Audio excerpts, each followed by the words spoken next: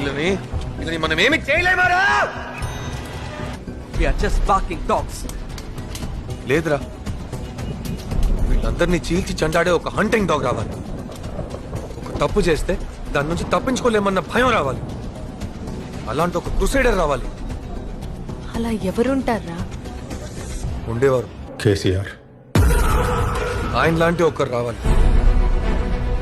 కేసీఆర్ దమ్ము సంగతి ఇప్పుడు ఇండియా అంతా చూసే, నువ్వు చూడను, నేను చూడను. ఆయన లాంటి ఏంటి, ఆయనే మళ్ళీ రావాలి. కేసీఆర్ దమ్మేందుకు ఎదురుకున్నదంతా కేసీఆర్ దమ్ము కాదు ఇది.